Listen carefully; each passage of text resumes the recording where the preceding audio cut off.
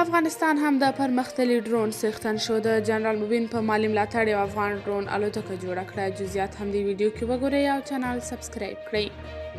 یو افغان هم هڅه وکړه چې ډرون الوتکه جوړه کړي، خو په نیمه کې ترې کار پاتې شو ځکه اقتصادي ستونزې یې درلودې.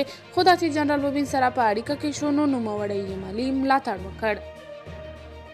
جنرال موبین په ټویټر لیکلي چې یاد ځوان له مالي ستونزو سره مخ و. ما یې مالي ملاتړ وکړ او اوس الوتکه الوت ته آماده شوې. د ښاغلي موبین په خبره چې یاد الوتکه 700 کیلومتره مزل کولی شي او د 80 کیلو په وزن یو بم او 2 راکټونه له ځان سره لیږدولی شي. نوموړی زیاتوي چې یاد الوتکه په دقیق ډول هدف هم له منځه وړلی شي. د تیاري جوړونکي ځوان او جنرال موبین یاد اقدام د خلکو تود هرکلي سره مخ شوی چې یو شمېر یې دلته تاسو سره شریکوو. هارون احمدزي لیکلي د ویاړ او خوښۍ ځای دی.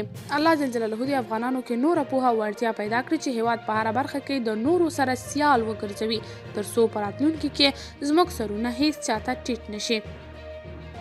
سید جمال آغا لیکلي الحمدلله د خوشحالۍ څخه په جامو کې نه ځایږم. دا د هر افغان مسلمان ورور فریضه ده چې د دې هیواد د دفاع لپاره کار وکړي. شعیب شهامت لیکلي زموږ د ویاړ جنرال موبین په مالي مرسته او کومک جوړه شوې ډرون الوتکه چې لومړنی پرواز یې په بریالیتوب سره ترسره کړ. دا ویاړ د ټول ویاړلي افغان غیور ملت ته مبارک وي. قدرمنو کتونکو، تاسو د دې موضوع په هکله څه نظر لرئ؟ خپل نظریات را سره په کمنټ کې شریک، ویډیو لایک او چینل سبسکرایب کړئ.